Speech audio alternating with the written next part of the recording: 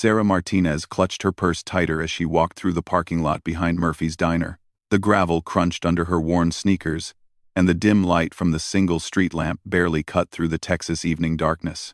She had just finished her double-shift waiting tables, and exhaustion weighed heavy on her shoulders like a familiar blanket she couldn't shake off. The sound of footsteps behind her made her heart skip. She quickened her pace toward her beat-up Honda Civic, keys already in her trembling hand. The footsteps matched her rhythm, getting closer with each second that passed. When she glanced over her shoulder, she saw 3 men she recognized from the bar section of the diner. They had been drinking heavily all evening, making crude comments every time she passed their table. "Hey, pretty lady. Where you going so fast?" The tallest one called out, his voice slurred with alcohol and something darker. His name was Derek, and Sarah knew he had a reputation around town for trouble. The other 2 flanked him like hungry wolves closing in on their prey. Sarah's hand shook as she tried to insert the key into her car door. The men were only 20 feet away now, and she could smell the alcohol on their breath mixing with the night air. Her heart pounded so loud she was sure they could hear it. "Leave me alone," she managed to say, but her voice came out as barely a whisper. She had learned long ago that fighting back only made things worse. Her stepfather had taught her that lesson with his fists when she was just 12 years old. Derek laughed, a sound that made Sarah's skin crawl. "We just want to talk, sweetheart. No need to be unfriendly." He reached out to grab her arm, and something inside Sarah finally snapped. All the years of being pushed around, of keeping quiet, of taking whatever treatment people decided to give her, crashed together. In one desperate moment, she swung her purse as hard as she could, catching Derek across the face with the heavy buckle. He stumbled backward, cursing loudly, blood streaming from his nose. His friends moved toward her immediately, their faces twisted with anger and alcohol-fueled rage. "You crazy witch! You broke my nose!" Derek shouted, holding his face as blood dripped between his fingers. Sarah finally got her car door open and threw herself inside, slamming the locks down. Her hands shook so violently she could barely get the key in the ignition. The men surrounded her car, pounding on the windows and shouting threats that made her stomach turn. Derek's face was pressed against the driver's side window, his blood smearing the glass as he promised to make her pay for what she had done. The engine finally turned over, and Sarah threw the car in reverse, backing up so fast the men had to jump out of the way. As she drove toward the main road, she could see them in her rearview mirror, Derek still holding his nose while pointing at her retreating car. 20 miles down Highway 287, Sarah pulled into a truck stop and parked under the bright fluorescent lights. Her whole body was shaking now, and tears she had been holding back for the last hour finally came flooding out. She knew Derek and his friends wouldn't just forget what happened. In a small town like Cedar Creek, people remembered everything. And Derek's family had connections with the local sheriff's department. She sat in her car for almost an hour, trying to figure out what to do next. Going home to her small apartment above the hardware store didn't feel safe anymore. Derek knew where she lived, where she worked, where she bought groceries. There was nowhere in Cedar Creek she could hide from him and his friends. The sound of a diesel truck pulling into the space next to her made Sarah look up. A tall man in worn jeans and a black cowboy hat stepped out of a dusty Ford pickup. He moved with the easy confidence of someone who had spent his life working with his hands. And when he tipped his hat to her through the window, she caught sight of kind eyes that seemed to notice her distress immediately. The cowboy didn't approach her car or try to talk to her. Instead, he simply went about his business at the truck stop, filling up his gas tank and checking his tires. But Sarah noticed how he positioned himself so he could keep an eye on her car, and how he took longer than necessary with his tasks, as if he was making sure she felt safe before he left. When another truck pulled into the lot and 3 men got out laughing loudly, the cowboy stepped closer to Sarah's car without being obvious about it. The men were just truckers stopping for coffee, but the cowboy had noticed how Sarah tensed up at the sound of their voices.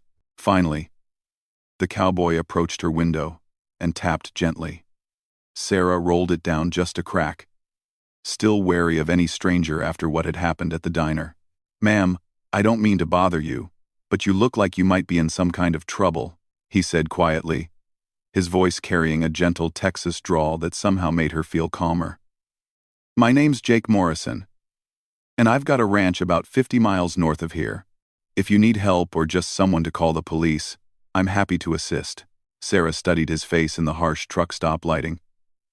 There was something genuine about him that made her want to trust him.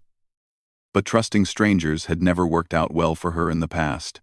Still, something about the way he kept his distance and didn't try to pressure her made her feel like maybe this man was different. "They attacked me first," she whispered, the words coming out before she could stop them. "But nobody's going to believe me.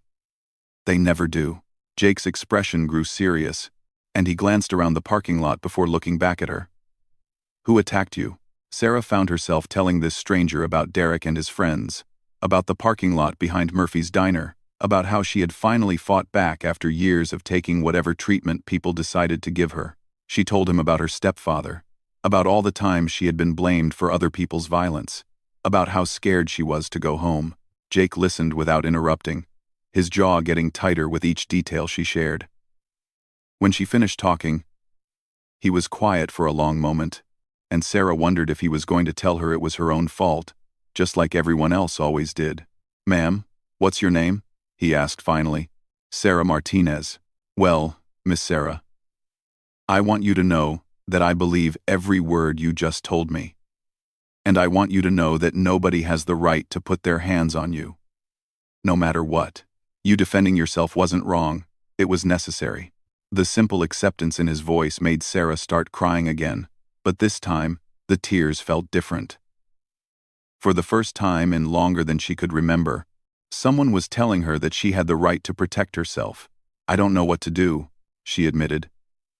"I can't go home. Derek's cousin works for the sheriff's department, and his family owns half the businesses in town. If I report this, I'll lose my job and probably end up in jail myself." Jake was quiet for another moment, and Sarah could see him thinking through something important. Finally, he reached into his wallet and pulled out a business card with his name and phone number. "Miss Sarah, I'm going to give you my number, and I want you to keep it with you at all times. If those men come around bothering you again, or if anybody tries to hurt you, you call me immediately. I don't care if it's 3 a.m. or the middle of a thunderstorm. You call me, and I'll come." Sarah took the card with shaking hands. "Why would you do that? You don't even know me." Jake tipped his hat and stepped back from her car. "Because somebody should have been looking out for you a long time ago. And it's about time that changed." As Jake walked back to his truck, Sarah looked down at the business card in her hand. "Morrison Ranch," it read, with a phone number and an address in Clearwater County. She had never heard of anyone helping a stranger without wanting something in return. But something about Jake Morrison made her think he might be the exception. She started her car and began the drive back toward Cedar Creek, but for the first time in hours, she didn't feel completely alone. The business card sat on her dashboard like a promise, and every few minutes she glanced at it to make sure it was still real. What Sarah didn't know was that Jake Morrison had his own reasons for recognizing the look in her eyes, and his own history with men who thought they could take whatever they wanted from women who couldn't fight back. As he followed her at a distance to make sure she got home safely, Jake was already making plans to keep an eye on Sarah Martinez from afar, whether she knew it or not. 3 days passed before Sarah saw Derek again, but she felt his presence everywhere she went. The other waitresses at Murphy's diner whispered when they thought she wasn't listening, and customers who used to smile and leave decent tips now avoided making eye contact. Word had spread quickly through Cedar Creek about the incident in the parking lot, but the version everyone heard painted Sarah as the aggressor who attacked an innocent man for no reason. Mrs. Henderson, from the hardware store where Sarah rented her upstairs apartment, had already stopped by twice to ask pointed questions about trouble with the law. The landlady's meaning was clear enough. Any more problems, and Sarah would need to find somewhere else to live. On Thursday morning, Sarah was restocking the coffee station when Derek walked into the diner with his 2 friends. His nose was still bandaged, and purple bruises spread across both cheeks. When he saw Sarah, he smiled in a way that made her blood turn cold. "Well, look who's still working here," Derek said loudly enough for the entire diner to hear. "Thought you might have learned some manners by now, sweetheart." Sarah kept her eyes down and continued filling the sugar dispensers with shaking hands. She could feel every person in the restaurant watching, waiting to see what would happen next. The morning crowd included several of Derek's friends and his cousin Matt, who worked as a deputy sheriff, and was sitting in the corner booth with his coffee and newspaper. "You know, my nose still hurts real bad," Derek continued, moving closer to where Sarah worked. "Doctor says it might be broken permanent.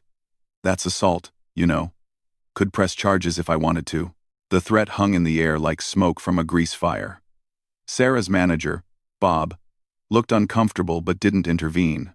Derek's father owned the auto parts store that supplied Murphy's Diner, with everything from paper towels to cleaning supplies.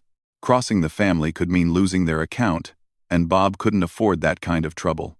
"Maybe we can work something out though," Derek said, leaning against the counter so close Sarah could smell the alcohol still on his breath from the night before. "You could be real nice to me. Make up for what you did. I'm a forgiving kind of guy." The coffee pot slipped from Sarah's hands and shattered on the floor, sending hot coffee and broken glass everywhere. The sound echoed through the suddenly quiet diner, and Sarah knelt down immediately to start cleaning up the mess, desperate for any excuse to get away from Derek's leering face. "Clumsy little thing, ain't you?" Derek laughed. "Good thing you know how to get down on your knees." The comment made several men in the diner chuckle, and Sarah felt her face burn with humiliation. She was reaching for the larger pieces of glass when Derek deliberately stepped closer, his boot crunching down on the scattered fragments and sending sharp pieces skittering across the floor near her hands. "Careful there," he said with mock concern. "Wouldn't want you to hurt yourself. Accidents happen so easy around here." That's when the bell above the diner door chimed, and Jake Morrison walked in. Sarah looked up from the broken glass and felt a wave of relief so strong it almost made her dizzy. Jake took in the scene immediately. Sarah on her knees surrounded by broken glass, Derek standing over her with his friends grinning nearby, and the uncomfortable silence of everyone else in the restaurant. Jake moved with calm purpose toward the counter, tipping his hat to the other customers as he passed. He didn't look at Derek or acknowledge his presence in any way, but somehow his arrival changed the entire energy of the room. "Morning, miss," Jake said quietly to Sarah as he knelt down beside her. "Let me help you with this mess." Jake began carefully collecting the larger pieces of broken glass, his movements efficient and gentle. Sarah noticed how he positioned his body between her and Derek, creating a barrier without making it obvious what he was doing. "Don't need any help, cowboy," Derek said, his voice carrying a challenge. "This little lady made the mess. Then with a little mark. She can clean it up herself." Jake continued collecting glass pieces as if Derek hadn't spoken. When he had cleared enough space for Sarah to stand safely, he rose and offered her his hand. Sarah took it gratefully, noticing how steady and warm his grip felt. "Bob," Jake called to the manager behind the counter. "You got a mop and bucket for this coffee? Wouldn't want somebody to slip and hurt themselves on this wet floor." Bob hurried over with cleaning supplies, clearly relieved to have something to do besides watch the tension building between the two men. As he mopped up the spilled coffee, Jake finally turned his attention to Derek. "Morning," Jake said simply, touching the brim of his hat in acknowledgement. Derek straightened up, trying to use his height advantage to intimidate the rancher. "Don't believe we've been introduced. I'm Derek Mullins. My family's been in this town since before it had a name." "Jake Morrison," Jake replied evenly. "I've got a ranch up in Clearwater County." The two men stared at each other for a moment that stretched longer than it should have.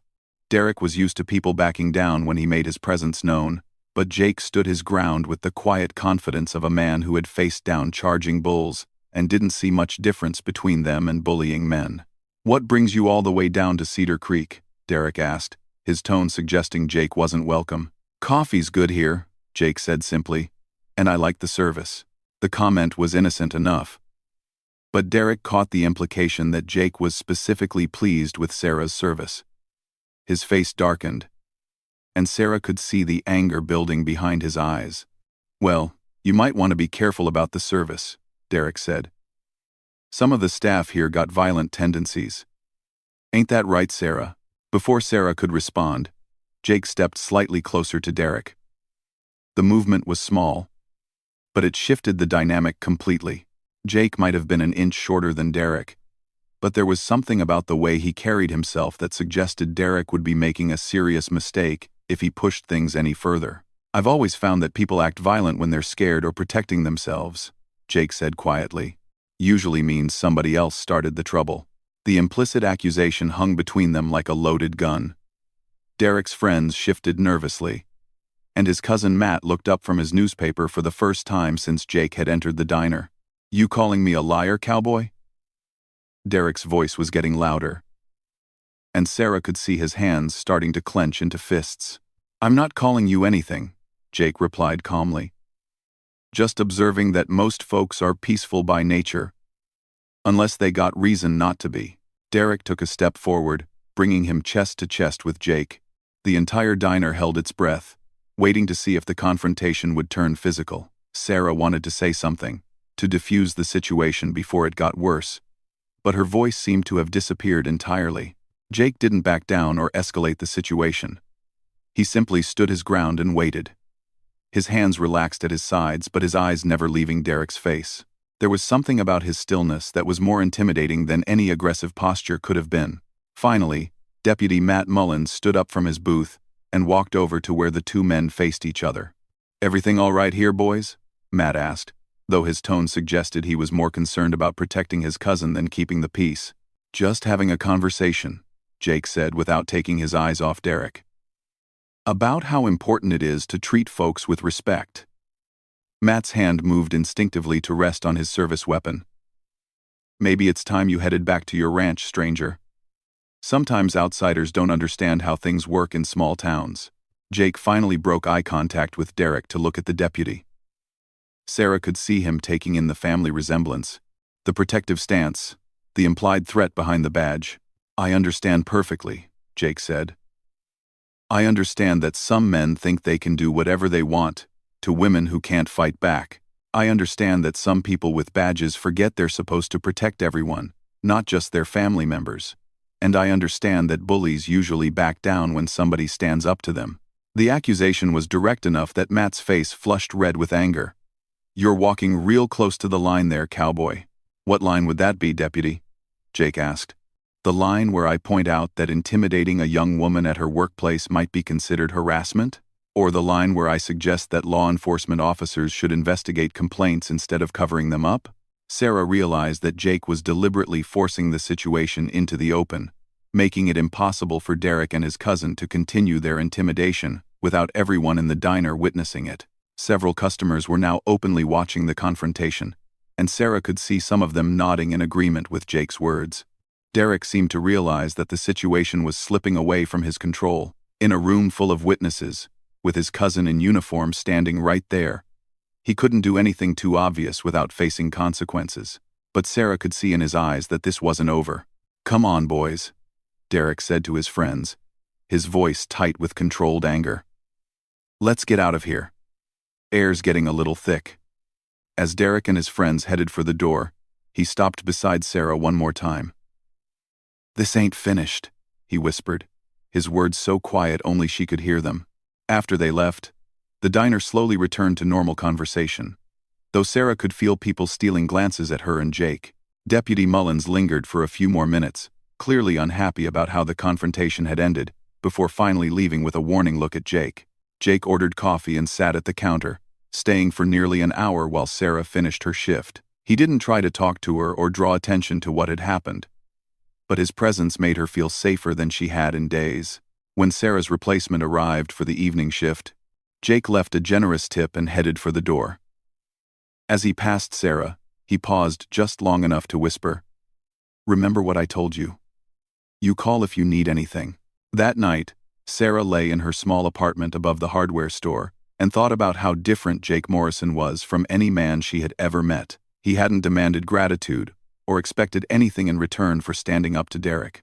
He had simply done what he thought was right and then stepped back, giving her space while making it clear he was still watching out for her. For the first time since the incident in the parking lot, Sarah fell asleep without jumping at every sound outside her window. What she didn't know was that Jake had parked his truck at the far end of Main Street and was keeping watch over the hardware store, making sure Derek didn't decide to continue their conversation somewhere without witnesses. As Jake sat in his truck, watching Sarah's darkened apartment window, he thought about his younger sister Emma and how different her story might have been if someone had been watching out for her when she needed help most.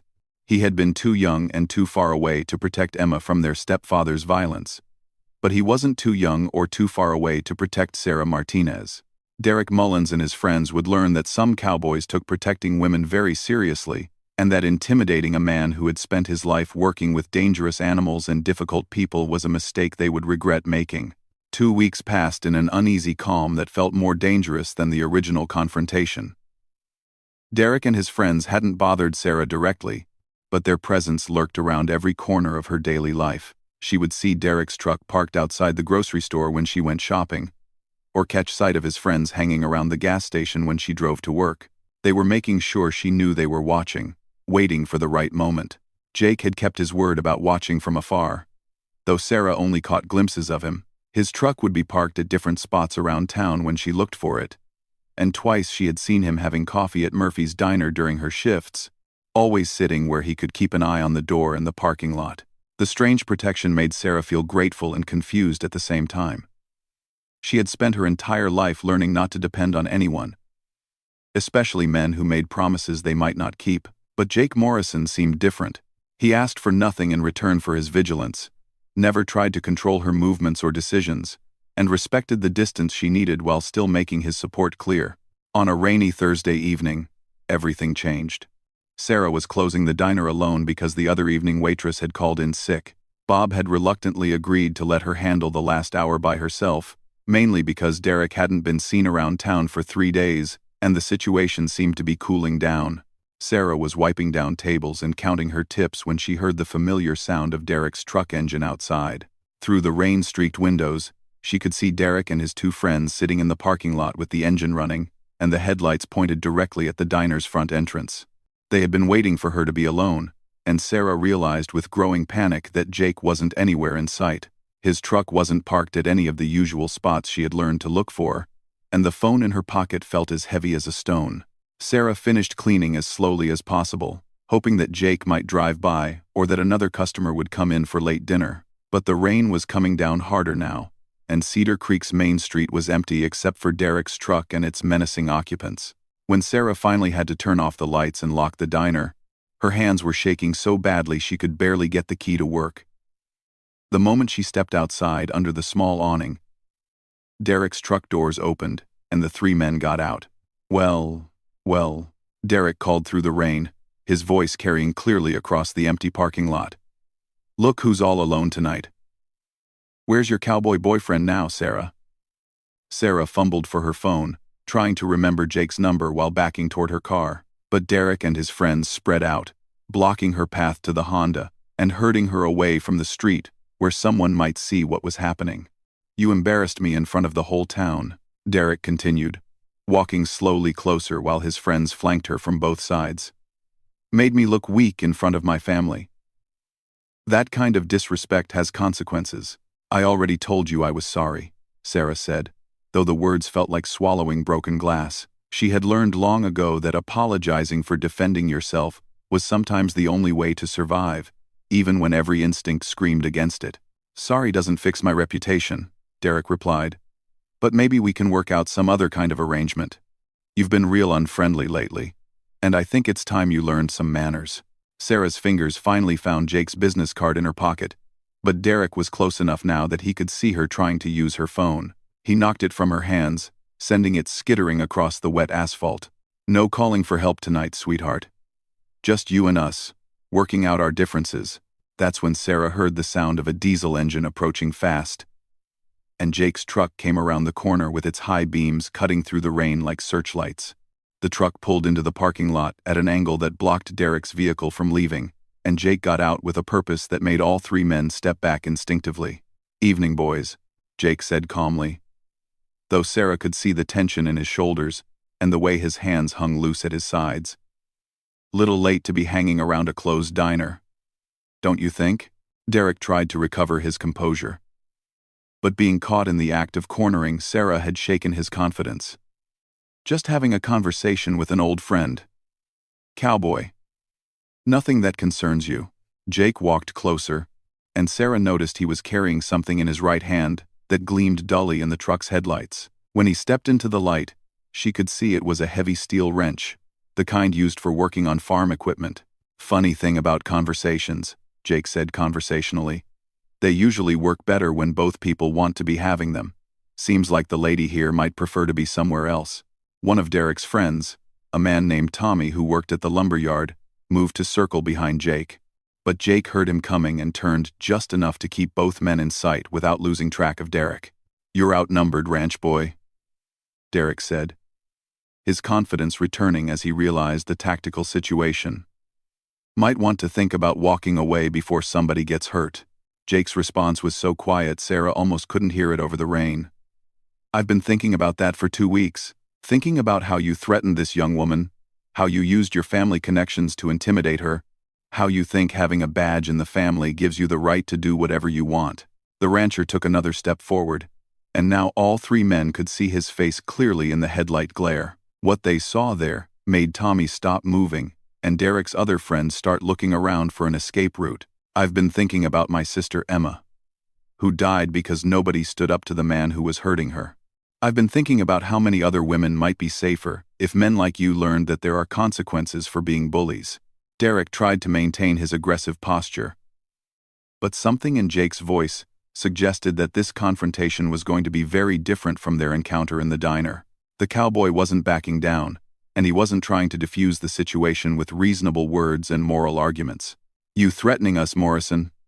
Derek asked, though his voice had lost some of its earlier confidence. "I'm making you a promise," Jake replied. "Touch that woman, or any other woman in this town, and I'll hunt you down like a rabid coyote. I'll find you wherever you think you can hide, and I'll make sure you understand exactly what it feels like to be helpless and scared." The threat was delivered in the same calm tone Jake might use to discuss the weather. But Derek and his friends heard the absolute sincerity behind it. This wasn't bluster or posturing. Jake Morrison was telling them exactly what would happen if they continued down their current path. Tommy was the first to break. "Come on, Derek. This is getting too serious. Let's just go home." But Derek had too much pride and too much alcohol in his system to back down gracefully. "You can't watch her every minute of every day, cowboy. Sooner or later, you won't be around, and we'll finish what we started."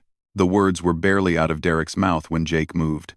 Sarah had never seen anyone cover that much distance so quickly. The wrench in Jake's hand caught Derek across the side of his head before he could react, dropping him to his knees in the muddy parking lot.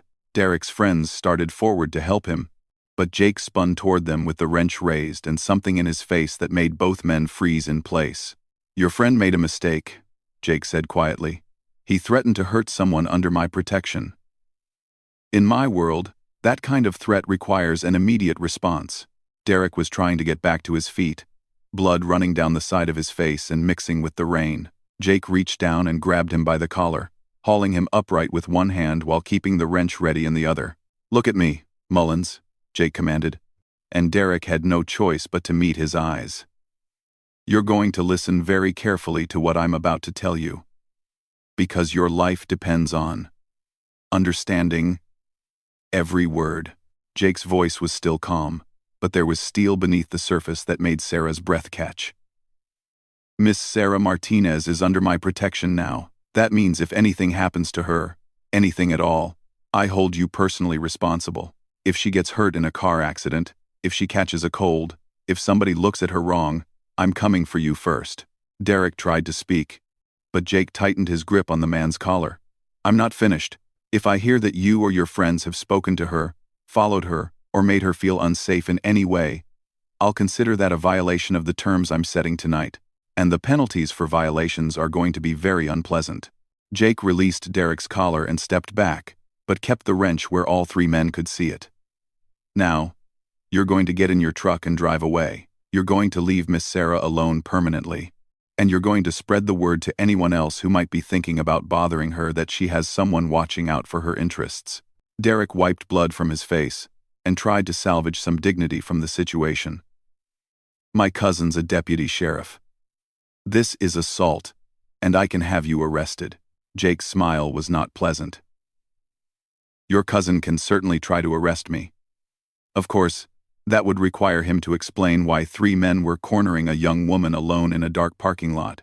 It would require him to investigate the harassment complaint that Miss Sarah is going to file tomorrow morning. And it would require him to explain to the state police why the local sheriff's department has been covering up threats of sexual assault. The implications of Jake's words settled over Derek like cold water. If this incident became official, with witnesses and police reports, Derek's actions over the past few weeks would be scrutinized in ways that might reveal things he preferred to keep hidden. This ain't over, Derek muttered, but the fight had gone out of him. Yes, it is, Jake replied firmly. It's completely over. You just don't realize it yet. Derek and his friends retreated to their truck, Derek holding a handkerchief to his bleeding head, while his friends helped him into the passenger seat. As they drove away, Jake watched until their taillights disappeared completely, before turning his attention to Sarah. You all right, miss? He asked gently, his voice completely different from the tone he had used with Derek.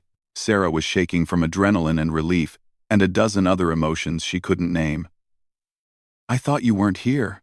I looked for your truck, and couldn't find it anywhere. I was here, Jake said simply. Parked around behind the hardware store where they couldn't see me. I've been watching every night, making sure you got to your car safely. The knowledge that Jake had been protecting her even when she couldn't see him made Sarah feel something she hadn't experienced in years: complete safety. For the first time since childhood, someone was looking out for her without expecting anything in return. Jake, Sarah started to thank him, but the words seemed inadequate for what he had just done. You don't need to say anything, Jake interrupted gently, but I meant what I told them. You're under my protection now, and that's not going to change. Nobody's going to hurt you while I'm around to prevent it. As Jake walked her to her car and followed her home to make sure she arrived safely, Sarah realized that her life in Cedar Creek had fundamentally changed. She wasn't alone anymore, and she didn't have to be afraid of men like Derek Mullins. Jake Morrison had made her a promise, and somehow she knew with absolute certainty that he would keep it. What Sarah didn't know was that Jake had already made arrangements to deal with Derek's cousin in the sheriff's department, and that by morning, the balance of power in Cedar Creek was going to shift in ways that would protect not just her, but every other woman who had been afraid to speak up against men who thought their connections made them untouchable. The cowboy had sworn to keep her safe from afar, but sometimes safety required getting close enough to make sure the threat was eliminated permanently. And Jake Morrison was a man who understood the difference between protection and justice, and when each was required.